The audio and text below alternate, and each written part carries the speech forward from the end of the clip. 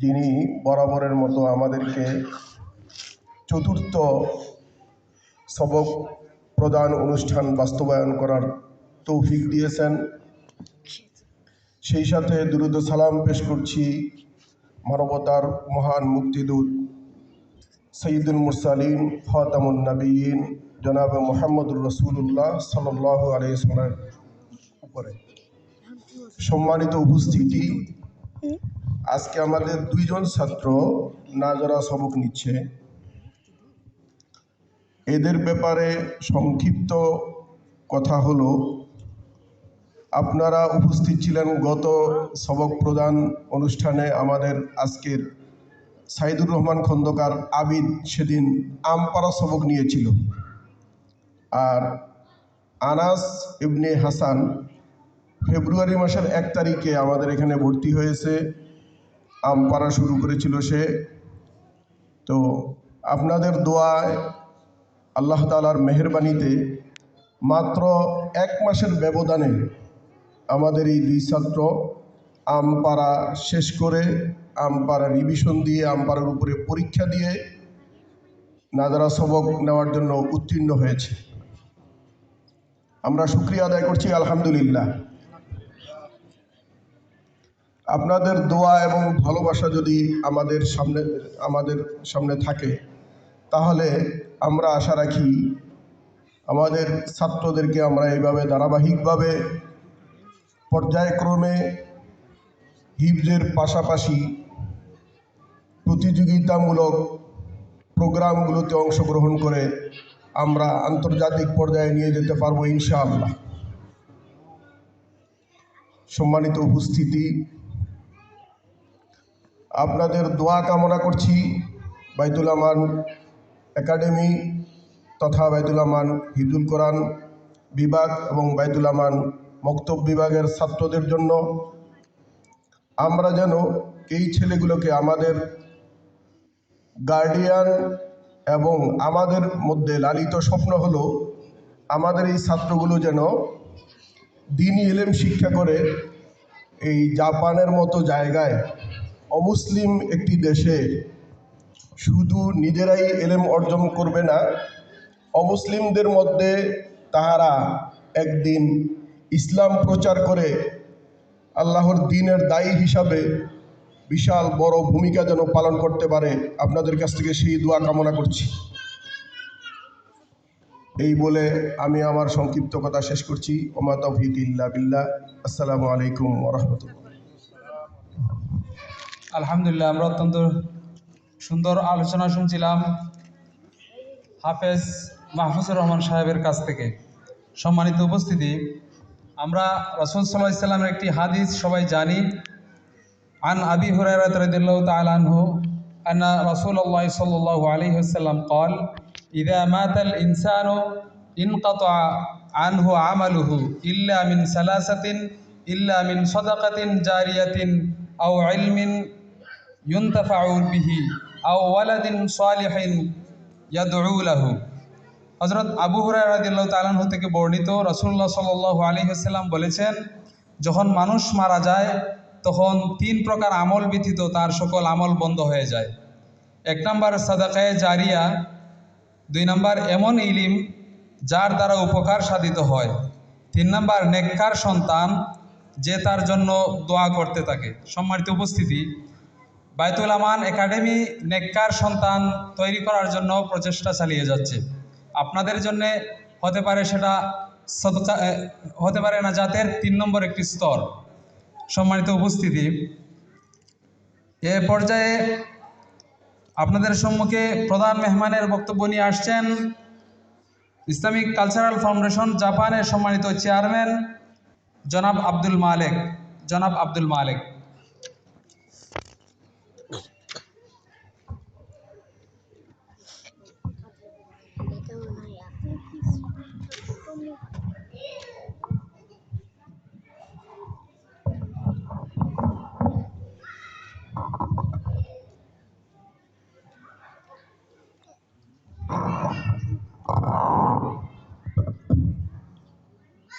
আসসালামু আলাইকুম ওয়া রাহমাতুল্লাহি ওয়া বারাকাতুহু। আউযু বিল্লাহি মিনাশ শাইতানির রাজিম বিসমিল্লাহির রহমানির রহিম। আজকের এই মহতী অনুষ্ঠানের সম্মানিত সভাপতি, বাইতুল আমান জামে মসজিদের সম্মানিত খতিব, বাইতুল আমান একাডেমির সম্মানিত পরিচালক, আমাদের সকলেরই প্রিয় ভাই মৌলানা সাবের আহমদ ভাই, আকাবানী মসজিদের সম্মানিত খতিব, আমাদের শিক্ষকবৃন্দ, প্রিয় উপস্থিতি, আলহামদুলিল্লাহ আমরা অল্প কিছুদিন হলো আমাদের হিফজখানা শুরু করেছি। কয়েকদিন আগেও আমাদের এখানে কয়েকজন আমাদের সন্তান হিফজখানার সবক নিয়েছে, হিফজুল কোরআনের সবক নিয়েছেন। আলহামদুলিল্লাহ আজকেও আমাদের দুইজন সন্তান সবক নেবে ইনশাআল্লাহ। আমার আজকে তাদের দুজনের কোরআন তেলাওয়াত শুনে খুব ভালো লেগেছে। এই যে ছোট ছেলে আনাস, 2 বছর আগে আমরা ইসলামী সঙ্গীত প্রতিযোগিতা একটা অনুষ্ঠান করেছিলাম অনলাইনে। সে ওখানে অংশগ্রহণ করেছিল, পুরস্কৃত হয়েছে। তার আব্বা কোলে করে নিয়ে এসেছে এখানে, ছোট্ট একটা বাচ্চা। মাশাআল্লাহ আজকে সে এখানে আমাদেরকে কোরআন তেলাওয়াত শুনাইছে, আমার খুব ভালো লেগেছে।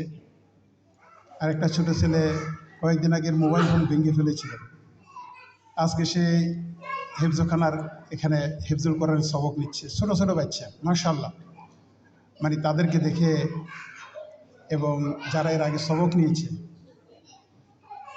আমার খুবই ভালো লাগছে। আমি বসে বসে চিন্তা করছি যে আজকে যে সন্তানেরা সবক নিচ্ছে এরাই আগামী দিনের ভবিষ্যৎ। ইসলামের ইতিহাসটাই এরকম। আল্লাহ রাসূলের ওফাতের পর সারা বিশ্বব্যাপী যখন সাহাবায়ে কেরামরা ছড়িয়ে গিয়েছিলেন, তখন তাদের প্রচেষ্টায় সেই মরক্কোর রাবাত থেকে ইন্দোনেশিয়ার জাকার্তা পর্যন্ত, আবার এদিকে ইউরোপের রোমানিয়া পর্যন্ত, এই পুরো অঞ্চলে ইসলামের সোনালী যুগ ছিল। 1917 সাল পর্যন্ত ছিল ইসলামের সোনালী যুগ ছিল।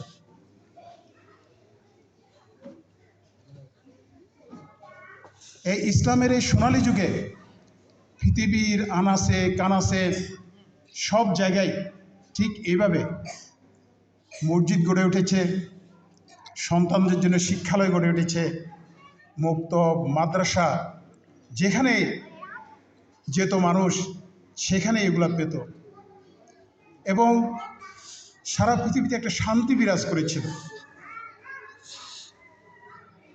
যখন ইসলামের এই সুবাতাস সারা বিশ্বব্যাপী যখন ছড়াচ্ছিল, তখন ক্রুসেডাররা, যারা ইসলামকে সমূলে ধ্বংস করে দিতে চেয়েছিল সারা বিশ্ব থেকে, তারা কিন্তু থেমে থাকেনি, তারা কিন্তু বসে থাকেনি।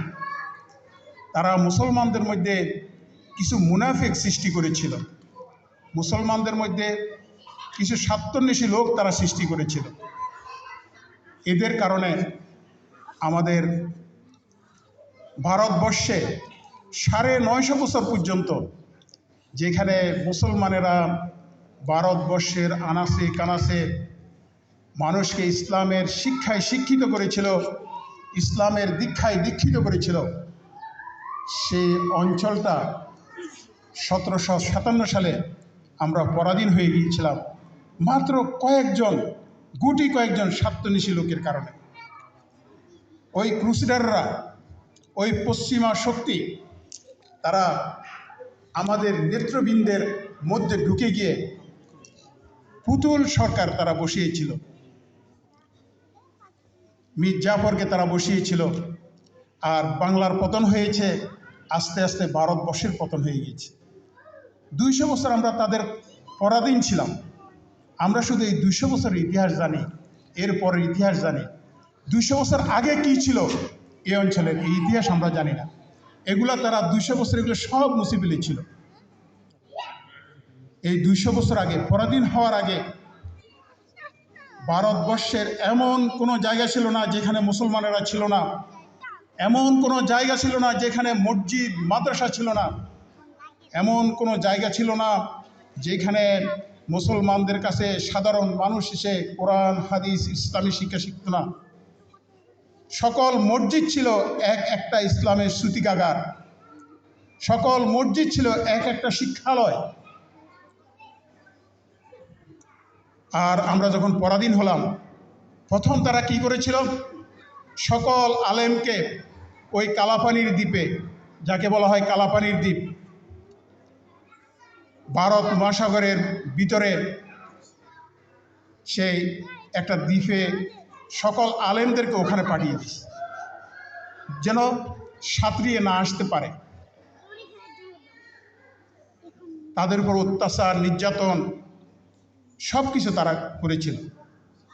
ইতিহাস আছে, মুজাদ্দিদ আল ফিসানিকে যখন ভারত থেকে কালাপানির দ্বীপে পাঠাবে, যেদিন পাঠাবে সেদিন দিল্লি রাস্তা দিয়ে তাকে হেঁটিয়ে নিয়ে যাচ্ছে, চারিদিকে মানুষ দাঁড়িয়ে আছে, শুধু দেখছে আর চোখের পানি ফেলছে। কিন্তু মানুষদের ওই জিহাদি চেতনা, ওই সংগ্রামী চেতনা,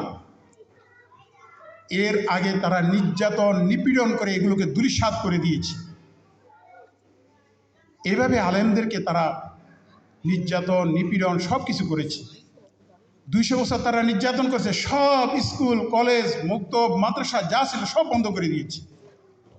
এরপরে তারা যখন কোনোভাবে মুসলমানদেরকে দমাইতে পারছে না, তখন তারা আমাদের জন্য, মুসলমানদের জন্য হাদিয়া হিসাবে ঢাকাতে একটা, কলিকাতাতে একটা কলিকাতা আলিয়া তারা গঠন করেছে, আবার দেওবন্দ মাদ্রাসা গঠন করেছে। কিন্তু এগুলার প্রিন্সিপাল তারা হয়েছে, প্রিন্সিপাল হয়েছে খ্রিস্টান মাদ্রাসার। হাদিস এবং কোরআনের অপব্যাখ্যা করে আমাদের সন্তানদেরকে তারা গড়ে তুলত, যেন তাদের মধ্যে ইসলামের চেতনা যেন না থাকে। 15 জন প্রিন্সিপাল ছিল কলিকাতা আলিয়ার, পর্যায়ক্রমে ইংরেজরা ছিল। তো ইংরেজ প্রিন্সিপালের কাছে আমাদের সন্তানরা কি শিখবে? সম্মানিত ভাইরা, এটা হলো ভারতবর্ষের ইতিহাস। সারা বিশ্বে সেম জিনিস তারা করেছিল। তারা যখন কোনো দেশকে যখন ধ্বংস করত, তখন বলতো ইসলাম এবং মুসলমানেরা এরা হলো প্রতিক্রিয়াশীল জাতি। ইসলাম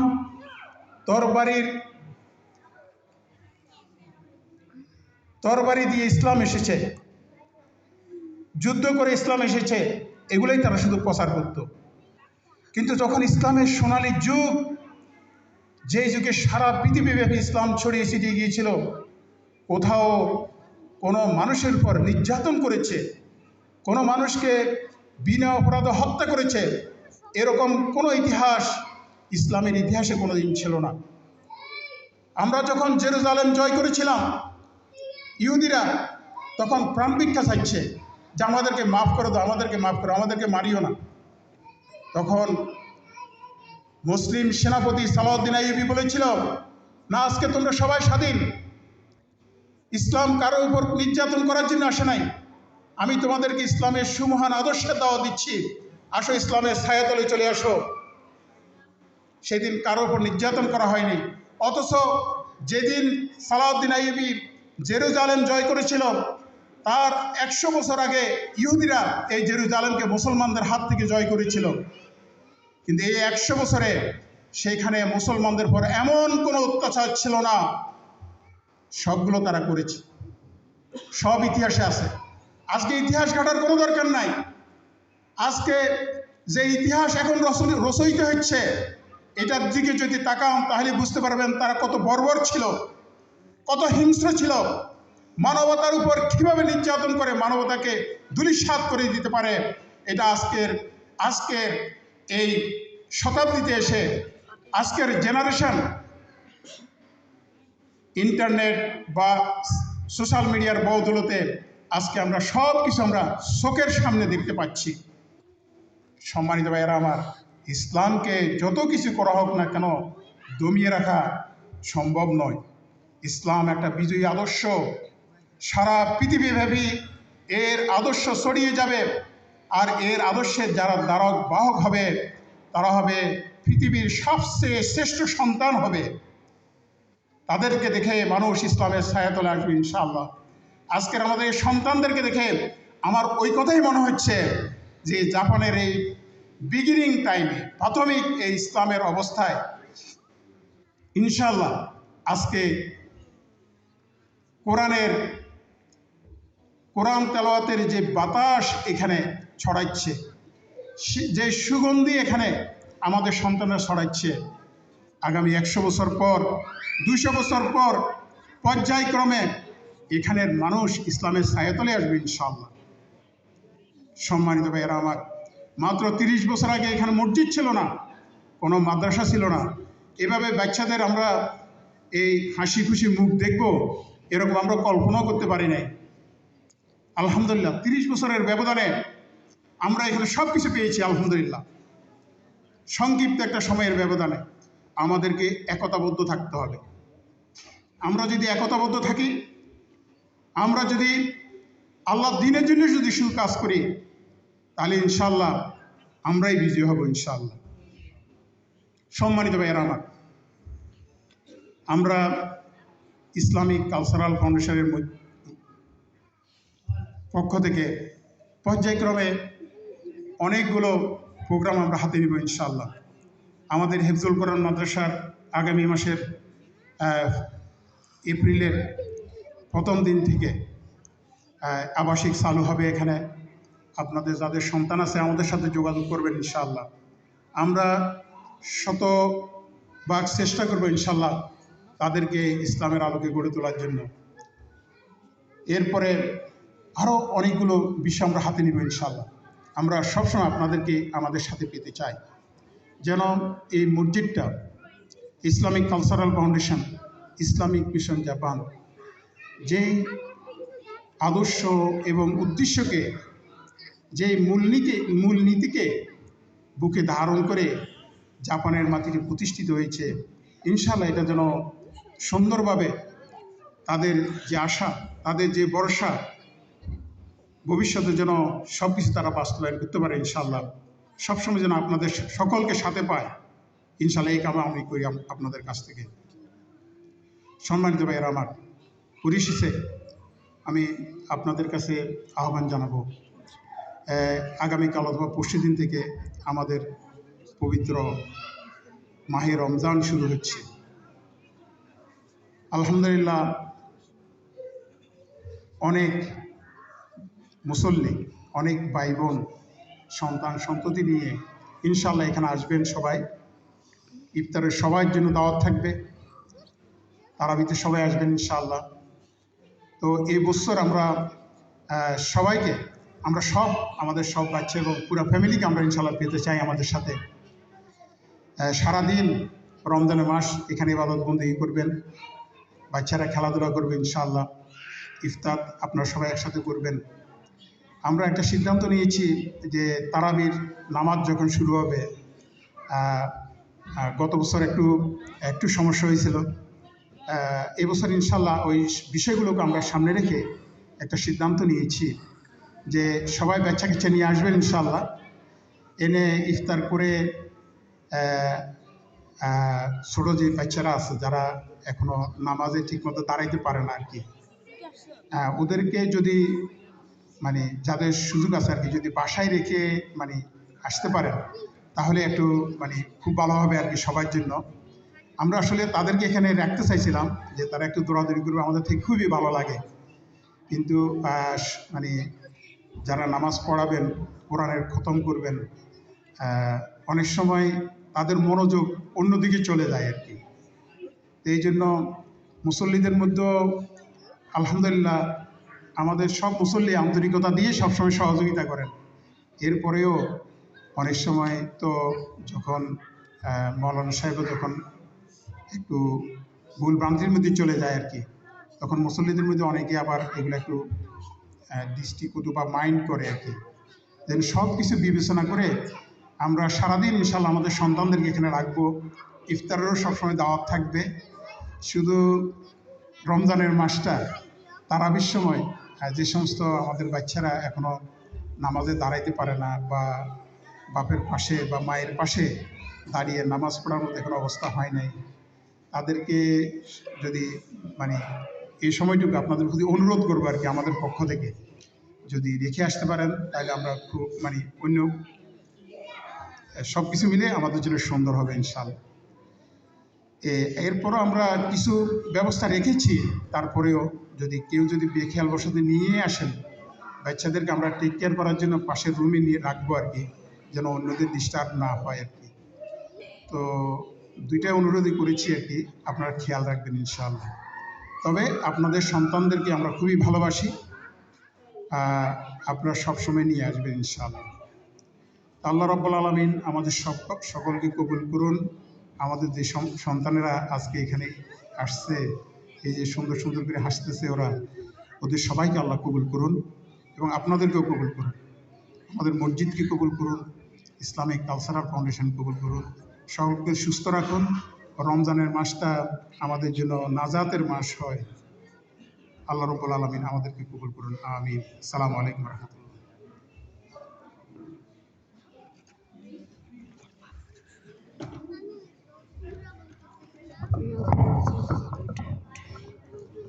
আলহামদুলিল্লাহ, আমরা অত্যন্ত গুরুত্বপূর্ণ আলোচনা শুনছিলাম। ইসলামিক কালচারাল ফাউন্ডেশন জাপানের সম্মানিত চেয়ারম্যান জনাব আব্দুল মালেক ভাইয়ের কাছ থেকে। সম্মানিত উপস্থিতি, এ পর্যায়ে সবক প্রদান, আমাদের বাচ্চাদেরকে সবক প্রদান অনুষ্ঠানে সবক দিবেন আকাবানে মসজিদের সম্মানিত ইমাম ও খতিব হজরত মাওলানা হাফেজ আশিকুল্লাহ। হজরত মাওলানা হাফেজ আশিকুল্লাহ।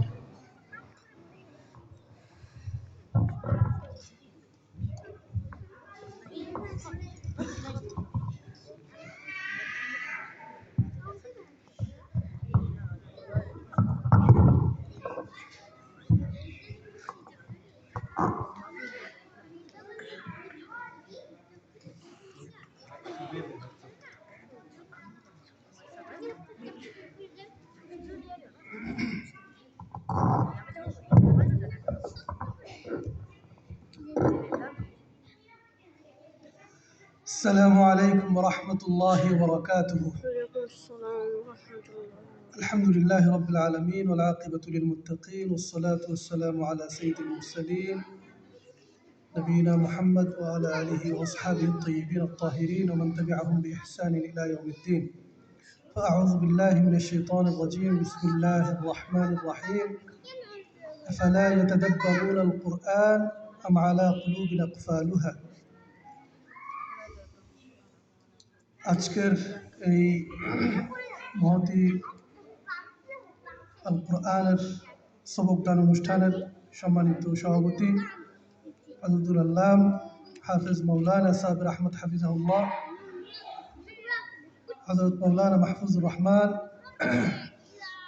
জনাব আব্দুল মালেক এবং সম্মানিত মুসল্লি ভাই এবং বোনেরা, আমরা মহান আল্লাহ শুকরিয়া আদায় করি যে মহান আল্লাহ রাব্বুল আলামিন আমাদেরকে আপনাদেরকে বা জামাত সালাতুল ইশা আদায় করবার পরে আল কোরআনের এই মজলিসে যিনি আমাদেরকে বসার জন্য কথা বলবার জন্য সুযোগ দিয়েছেন, আমরা তার শুকরিয়া আদায় করি আলহামদুলিল্লাহ। সম্মানিত মুসলিম ইকরাম, আল্লাহরই প্রশংসা করতে হয়। আমরা যাই করি না কেন, আমরা যা সামর্থ্য, আমাদের সামর্থ্য অনুযায়ী আমরা কাজ করি, কিন্তু এই সম্পূর্ণটুকু শুকরিয়া, এই সম্পূর্ণটুকু কৃতজ্ঞতা, এর সম্পূর্ণটুকু প্রশংসা পাওয়ার হকদার কে? আল্লাহ সুবহানাহু ওয়া তাআলা। আমরা যাই করি, আমরা আমাদের বাচ্চাদেরকে হিফজ করানোর জন্য নিয়ত করেছি, আমাদের বাচ্চারা হিফজ সমাপ্ত করেছে, অর্ধেকে আছে। আমরা যারা হিফজ করেছি, আমরা যারা হাফেজের পিতামাতা হয়েছি, আমরা যারা এই প্রবাস জীবনে মসজিদে আসার জন্য আল্লাহ তাআলা আমাদেরকে সুযোগ দিচ্ছেন, 5 ওয়াক্ত নামাজ পড়ার সুযোগ দিচ্ছেন, আল্লাহ তাআলা দ্বীনের পথে আমাদেরকে রেখেছেন। এই সমগ্রটুকু কৃতিত্ব, সমগ্রটুকু আহ, আহ, আহ, এর, প্রশংসা করার হকদারকে আল্লাহ সুবহানাহু ওয়া তাআলা। এই অনুভূতি আমাদের মধ্যে রাখতে হবে। তাইলে নিয়ামতের এই অনুভূতি যদি আমরা রাখি, তাহলে নিয়ামত আল্লাহ তাআলা বাড়িয়ে দেবেন। সম্মানিত মুসলিম ইকরাম, আজকে কোরআনের সবক আমরা নিচ্ছি, আমাদের বাচ্চারা নিচ্ছে। এই কোরআন, এটা আল্লাহ তাআলার পক্ষ থেকে আমাদের জন্য, বিশ্ব মানবতার জন্য হেদায়েতের একমাত্র আপনার কিতাব, একমাত্র বই, একমাত্র গাইডেন্স আমাদের জন্য। এই কোরআনের আমাদের জন্য 5টা হক আছে। 1 নম্বর হচ্ছে এটা তেলাওয়াত করা, 2 নম্বর হচ্ছে এটার অর্থ বোঝার চেষ্টা করা। আমরা অনেক সময় বাচ্চাদেরকে শুধু হাফেজ হওয়ার নিয়ত করি, কিন্তু তাদেরকে যে পরবর্তীতে এটার অনুযায়ী এটার অর্থ শিখতে হবে, এটার দিকে অনেকে খেয়াল করে না। আমাদেরকে এখন থেকে নিয়ত করা উচিত, যারা হাফেজ হবে তাদেরকে আমরা ইনশাআল্লাহ আলেমও বানাবো ইনশাআল্লাহ। এটা আমাদেরকে নিয়ত করতে হবে। 3 নম্বর হইল, এই যে আমি কোরআনটা তিলাওয়াত করতেছি, সেটার অর্থ পড়তেছি, সেটার যে বিধিবিধানগুলো আছে সেগুলো আমরা মানার চেষ্টা করতে হবে। এটা আমাদের কোরআনের প্রতি আমাদের 3 নম্বর হক। কোরআনের 4 নম্বর হক হলো কোরআনের যে দাওয়া, আপনার কোরআন, আল্লাহ রসুল সাল্লাল্লাহু আলাইহি ওয়াসাল্লাম আল্লাহর পক্ষ থেকে যে গাইড বুক আমাদের জন্য রেখে গিয়েছেন, এই কোরআনকে আমরা, যারা কোরআন জানে না, কোরআন বুঝে না, কোরআন পড়তে জানে না, তাদেরকে শিখানো এবং অমুসলিমদের কাছে এই কোরআনের দাওয়াকে পৌঁছিয়ে দেয়া, কোরআনের এই আওয়াজকে পৌঁছিয়ে দেয়া, কোরআনের দাওয়াত মানুষের কাছে প্রচার করা, এটা কোরআনের আমাদের প্রতি হক। কোরআন তেলাওয়াতও করব, কোরআনের অর্থ শিখব এবং কোরআন অনুযায়ী আমল করব, আর কোরআন আমরা মানুষের কাছে প্রচার করব। পারবো তো ইনশাআল্লাহ? আল্লাহ আমাদেরকে তৌফিক দান করুন। আগামীকালকে থেকে যদি চাঁদ উঠে, জাপানে হয়তো আমরা রমাদান মাসে আমরা প্রবেশ করতে যাচ্ছি, শুরু হতে যাচ্ছে। তো এই রমাদান, আমরা সবাই জানি রমাদানের অনেক ফজিলত। এটা রহমতের মাস, মাগফিরাতের মাস।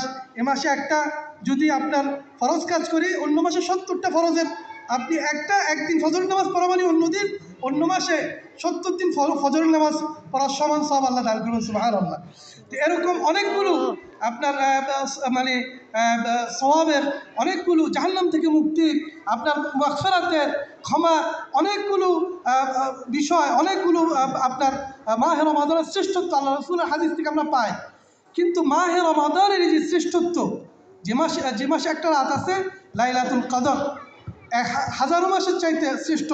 তাহলে এই যে আপনার শ্রেষ্ঠ, আপনার এটা আপনার কেন, এটা আমাদেরকে খেয়াল রাখতে হবে। মাহে রমাদানের এই যে ফজিলত, সওয়াব, এগুলো কোত্থেকে আসছে? এই মাসেই কোরআন নাজিল হয়েছে। এই মাসে কি নাজিল হয়েছে? কোরআন নাজিল হয়েছে। লাইলাতুল কদর মর্যাদা কেন? সব কোরআন নাজিল হয়েছে। আসুন আমরা সেই কোরআনের নাজিল যে আপনার মাসে আমরা যাব। আল্লাহ তাআলা আমাদের সকলকে এই কোরআন নাজিলের মাসে কোরআনের হক আদায় করে, কোরআন তেলাওয়াত করার, কোরআনের হকগুলো আদায় করার তৌফিক দান করুন, আমিন। আসুন আমরা বাচ্চাদেরকে একটু এখন সবক দান করব। যদিও সবক দান করার মানে হক মূলত আমাদের আপনার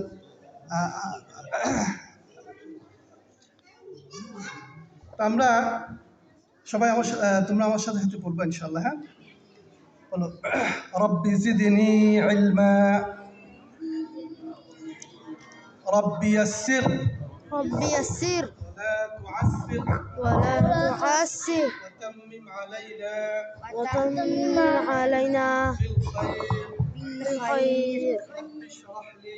رب اشرح لي صدري ويسر لي أمري واحلل عقدة من لساني يفقه قولي. اللهم صل على محمد وعلى آل محمد كما صليت كما صليت إبراهيم على وعلى آل إبراهيم إنك حميد مجيد. إنك حميد مجيد. أعوذ بالله من الشيطان الرجيم. أعوذ بالله من الشيطان الرجيم. بسم الله الرحمن الرحيم. بسم الله الرحمن الرحيم.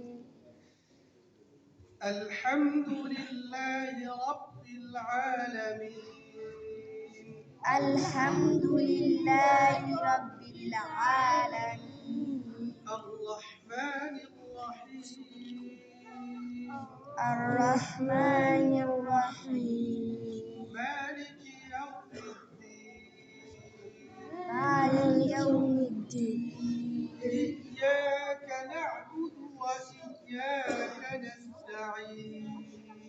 إياك نعبد وإياك نستعين. اهدنا الصراط المستقيم. اهدنا الصراط المستقيم. صراط الذين أنعمت عليهم صراط الذين أنعمت عليهم غير المغضوب عليهم ولا الضالين. غير المغضوب عليهم ولا الضالين.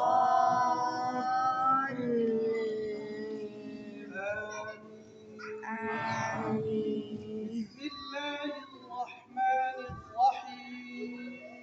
بسم الله الرحمن الرحيم. ألف لام ميم. ألف لام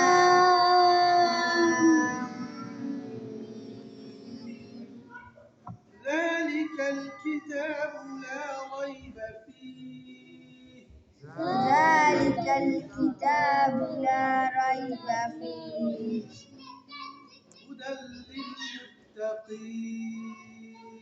هدى للمتقين. الذين يؤمنون بالغيب ويقيمون الصلاة الذين يؤمنون بالغيب ويقيمون الصلاة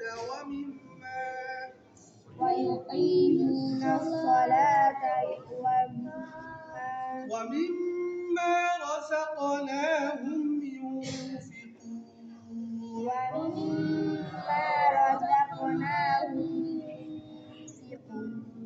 والذين يؤمنون بما أنزل إليك والذين يؤمنون بما أنزل إليك وما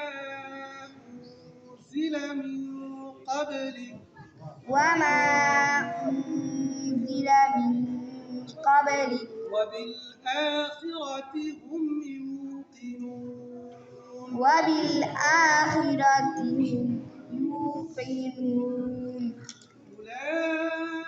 أولئك على هدى من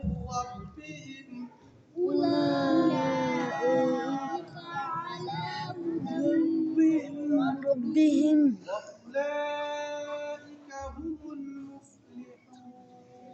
وأولئك هم المفلحون. صدق الله العظيم. صدق الله العظيم. السلام عليكم ورحمة الله وبركاته.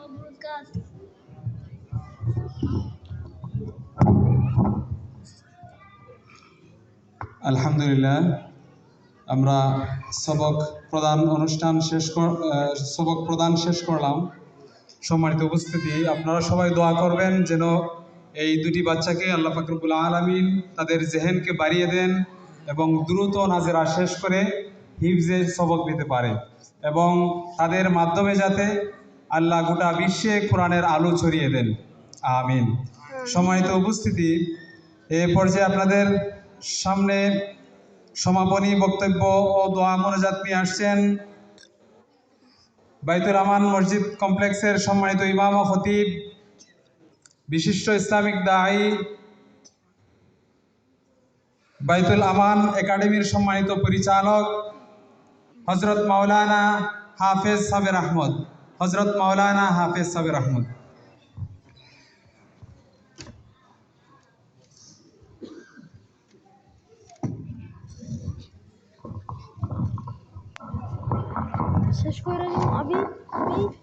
আসসালামু আলাইকুম ওয়া রাহমাতুল্লাহি ওয়া বারাকাতুহু।